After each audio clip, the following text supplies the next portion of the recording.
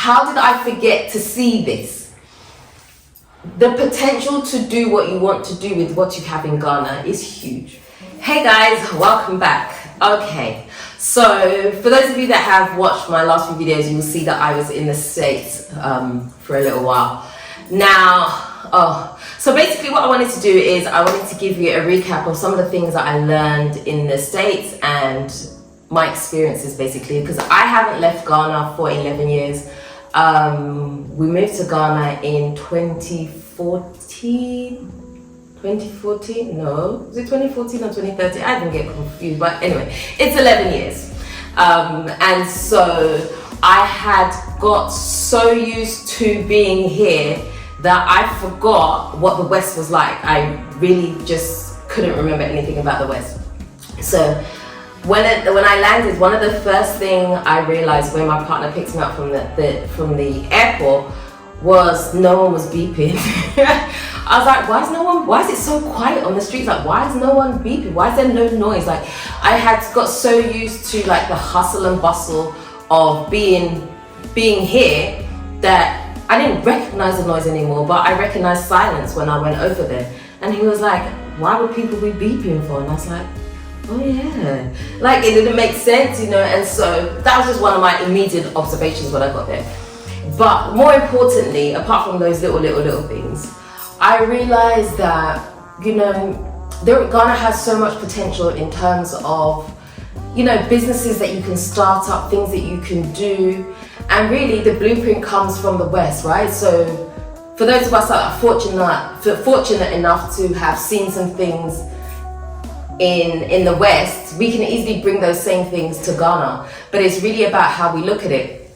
Because I think sometimes the problem is if you haven't been back and forth in between the two places for a long time, it's easy to get thrown off as to what could be potential in terms of making money, right? So when I was there, I feel like this thing inside me was reignited to say that there was potential in things that you can do in the West, even if you're not coming here. So the first thing I did, so remember one of the videos, if you've watched them, one of the videos I did that was about liens, right? So liens is where you can buy someone's property if they haven't paid their property taxes and it falls into like not good standing or whatever. And I thought, wow, that's such an amazing business. Like, and there isn't a huge startup capital to something like that. So we don't have the equivalent of that in the UK, but it's there in the States. And so I thought, wow, what an interesting business opportunity, like a way to make money. Like you can have several of these things on the go at the same time. And if you heard Glenn, right? Glenn was like, his first one, he made 35,000. Like he has been making money consistently for the last 5 years from doing what he was doing. And he's very, very knowledgeable in that area. You know, and one of the things I used to love in the UK, I used to watch a program called Homes Under the Hammer. And I was obsessed with this program because it was very much about property flipping. You know, you take a house which is, you know, on its last legs, it's falling apart, and then you come in, you do it up, you sell it for more money, you take that profit and you reinvest it, and you keep doing the same thing over and over again. Now, something like that works in the West, right? Because it's easy to sell houses. Something like that wouldn't be as easy to do here. And so it was just being able to see this comparison of things that can be done here and not done there and vice versa. So my eyes were really, really open to that. So I really like the idea of liens, and I think at some point that's something that we are going to, in fact we have discussed it, that's something that we're going to do at some point. And the other thing, again, the other video that I did, if you've watched it, the one where we were driving around looking at the different areas, was we saw this, you know, this trailer park. And in my mind, a trailer park was very much a place where, you know, it's for like trash, right? Like, you know, like, that sounds terrible, but you know what I'm trying to say. You know what I'm trying to say. Let's not be funny about it. Yeah, so that was my idea of a trailer park. I've never been to a trailer park in the UK. And so seeing this, I'm like, but these just look like normal houses. They're nice houses. And I was thinking, why don't we have something similar to that here in Ghana?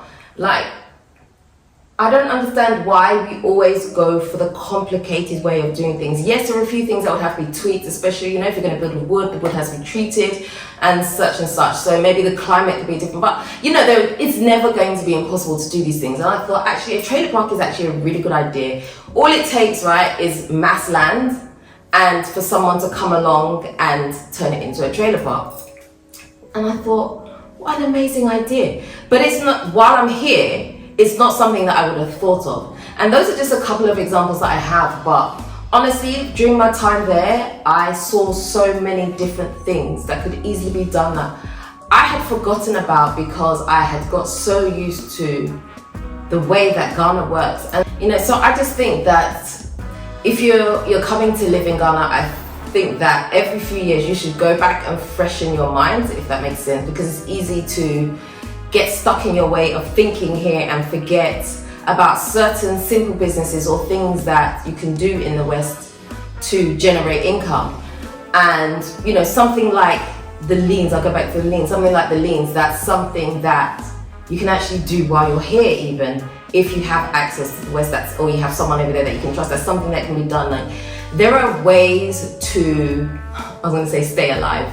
There are things that you can do and still generate money in the West and be here. Like maybe businesses that you only have to go and check up on every now and again. You don't have to be there all the time. And I think sometimes we close ourselves off to that. And even, in reverse as well, there are businesses that can be done here that can be good. Like, honestly, when I sit back now, I think one of the things I realized is that it's really good to have a business here that churns out cities for you to live your day-to-day life. But I think you should also have a business or something in the West that you have, like, your dollars are still being produced, your pounds are still being reduced as a backup, as a way of a backup. But I don't think that you should fully rely on income from the West necessarily. I think it's good to have a city business here, and whatever that's going to be, it doesn't have to be the biggest business in the world. It can just be something small that ticks over. And personally, for me, for anybody, anything like me, I don't want a business where I have to give too much of myself to it just because I can't handle that, because that's too much micromanaging for me, and that will just make me miserable because I know my personality. And so I have to be smart in the types of business that I go into, because I know what I can give of myself. But yeah, just going back to the West and just having my eyes opened again to how things work, how systems work, being able to compare, the things that I like, the things that I don't like. I'm just like, it was nice to go there, and it was nice to see that things work and having access to this and access to that and how easy it is to do things. But honestly, I did miss Ghana. I really, really did miss Ghana. Just like, we have such an amazing opportunity. Like, we're so blessed to be able to be here and have this freedom of lifestyle that we have, where, last night I went to bed so late, and so this morning I woke up at like 11. Like, I can't do that over there if I have a job to go to or something like I don't have that flexibility. But here in Ghana, like, I have flexibility of movement. I can choose for my day to be like this. And in the West, you can to some extent have that, but you're definitely much more limited. And so I definitely have a new appreciation for Ghana having come back. But the West was very, very good to get out and just have, just see things again and just have this fresh outlook. And it definitely reconfirmed for me that Ghana is where I'm supposed to be. Like, this Ghana, I'm very, very good in Ghana. The only thing I missed when I came back was, like, my partner, like, he's there, I'm here. And so that was difficult. But honestly, if he was here, there's not much that I would miss. It's nice to have access to being able to shop online and get what I want to get. That was like easy. That was so easy. I needed to buy some clothes for myself and the kids. Just go online, a few days, stuff is there.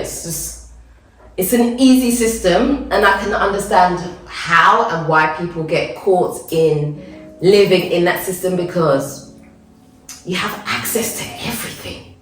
It's like, it was even, sometimes it was put to the point of overwhelm for me. So when I got there, you know, the first few days I had to eat jollof rice because that's what he had in the house.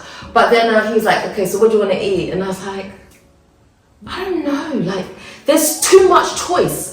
I struggled to know what I wanted to eat. Even the times when we went to the supermarket and I was like, oh, I just really want a packet of crisps. He was like, okay, let's go see what's on the shelf, just pick what you want. And then I look on the shelf and I'm like, it's a whole shelf, and I'm like, I don't know what I'm supposed to pick. Like, you have all these flavors, like flavors I've not even seen in my life. Like, I'm like, where do I start? Like, to the point of overwhelm where I was actually crippled. I'm like, I don't want it anymore. A couple times I actually did that. I was like, I don't want it anymore because I don't know what I want. He's like, just pick something. I'm like, I don't know what I want. And it was like, just so much choice. Too much choice can also be a bad thing. It's like, just so much choice. It's like, even I want to buy salt. The different types of salt. I remember going into one shop and seeing this purple salt, and I'm like, how's salt purple? I've never seen, like, I felt like he was calling me villager. Take it easy. He was calling me villager, right? We just joke around like that. I'm like, I am overwhelmed by this thing. And it even made me think of like Ghanaians who have never traveled before, and they travel for the first time and they see things like, it's overwhelming, like incredibly overwhelming. And so they like all these options of things. And like I said, although it was nice, so basically going to America had its good and its bad points for me. Overwhelmed was not good because I really didn't know what I wanted to eat. I really didn't know what I wanted to do. Is there anything you want to do? You want to go somewhere? And I'm like, I don't know. And then also I'm looking at the cost of things. I'm like, hey, I'm doing what I say don't do when you come here. I'm transferring things back to cities. I'm like, hey, this is how much in cities. I'm like, I don't want it. Even though like he was, you know, he covered most things. I'm just like, I'm like, we ain't spending that. This is too much. He's like, this is America. So when I got to the airport, right, and I was waiting for my bags to come out. I'm sorry, this story is all over the place. It just is. That's just my brain, how it works sometimes. I remember things at random times. I remember I got to the airport and I was waiting for my bags to come out, and I was like, oh, I need a trolley because I have these 2 bags and I have my, you know, my carry-on as well, and I have my rucksack. So I was like, oh, I need a trolley. So I went to go get the trolley and I was like, hey, why is it stuck? Then I went to have to pay for it, like $6 or something. And I'm like, this thing that is free in Ghana, you just go take a trolley, like I have to pay? I was like, no. No. I was like, $6 is how much? So I started calculating. I'm like, for what? I said, let me use my 2. And then I see people like, you know, like me. And they're like, they're managing their 2 trolleys. They need to manage it. So there was like this little clip when I came out of the airport and he saw me and he saw me pulling my two suitcases. He was cracking and he was laughing at me. I'm like, I'm so tired. Welcome to Abrochi. Welcome to America. So everything in this country you have to pay for. He's like, yeah, this is America. Everything you have to pay for. So there were like some good things about Ghana, because when I was in Ghana here, like you just go take the trolley, put your suitcases on, you go, who's charging you for what, you know? And so like, you know, just little things like that, the differences, you know. So it was just really nice to see. And then we had the opportunity to go to Texas. I'm like, these different areas are so different to each other. Like, I've never been to the States before, and so the concept of having states which are so different, almost like going to different countries within America, that's what it was like. Just like, it's so different. And even for him, he's like, he'd never been to Texas before. He was like, it's just like a different place, like we've gone to a different country. So right? I know. That was good. Dela, save me some. No, you shouldn't have it because you said 2. You want another one? Yeah, I'm on my own. This one's for you, Dela. This one, enjoy that one. No way. No, did you capture that? No way. My hair and everything. The bird just shit all over me. Oh no. I think in the food too. Did it? Yes. It's in my hair as well. Oh my God. They say it's supposed to be good luck. I don't need this kind of luck. This is what? I was like, what the hell is that? Ain't no way. Oh my goodness. Look, I've got shit all over me. What a shitty. This is Oh a my shitty situation. goodness. What are the chances? It's just, I'm just like, there's so much to see in the world. There really is a lot to see, and so I enjoyed that. But obviously the reason I went to the States was I went to ignite some stuff for my foundation. Remember some time ago I did a video saying that I've launched this foundation. That is still there. I'm still working on some stuff behind the scenes. And so although I haven't been vocal about it, there have been some things I've been in. So we went to go work on a few things there, make some connections and things. So we did that, and then I went to obviously stake out the place and look at in terms of business things that I could perhaps do, and some other, you know, personal things too. And so my time there was really good. And I think when I came back, I'll say this, I appreciated what I had here when I came back. Because one of the first things I realized when I came through the door here is, wow, this house is big. And living here, I had got so used to the size of this house that it just became nothing to me. So sometimes when people come to my house, they'll be like, oh, your house is really big. I'm like, is it? Like, I just got used to it because I'm not seeing it with fresh eyes anymore. So when I came back, I was like, this house is so big and it's so nice. I'm like, my gosh, like this newfound love for my house was birthed. And I walked in the kitchen, I was like, oh my gosh, my kitchen is beautiful. Like, what? How did I forget to see this? The potential to do what you want to do with what you have in Ghana is huge. You want to build a house here, you can build a house to have the spec that you want. Whereas when I was in the States, you know, and I was talking to Glenn and Biggs about, you know, some of the potential things that can be done in terms of, you know, wanting to maybe go into the property market. It was like, okay, there were restrictions on this and restrictions on that. I'm like, why? Why can't I build a basement if I want to build a basement? Like, you have to have permission, you know, you have to take your plans to the council. And although they do have some of that here, it's definitely not as closely followed, and it's pretty much, when it's your land, it's your land, it's your business, you know, type thing. And so, like, hearing the restrictions that they have in certain things, I'm like, I'm like, you can't, although something belongs to you, it doesn't necessarily belong to you. So it was just an eye-opening experience, and I definitely enjoyed my time there. It's not somewhere that I would live. It's somewhere I would go to make money. If I had to go for a few months here and there, I would do that. I wouldn't live there. I love Ghana too much, and like I said, I have a new appreciation for Ghana. At some point, I would like to go to the UK again, but I'll be honest with you, the UK for me was a mini America. Can I say that? Am I allowed to say that? It was, I realized how small the UK was and how limited we are on things. But one of the things, if I compare the UK and America, I would say that the UK is safer in terms of food consumption. So when you look at the ingredients on a lot of the American foods, I'm like, this is a long list of ingredients, and we have this same product in the UK and it doesn't have this many ingredients. So, you know, little things like that. So I won't lie, sometimes I was scared to eat certain things because I'm like, this chemical, like, I've been in Ghana a long time, my body has been cleansed, like, I don't know if I can eat this, you know.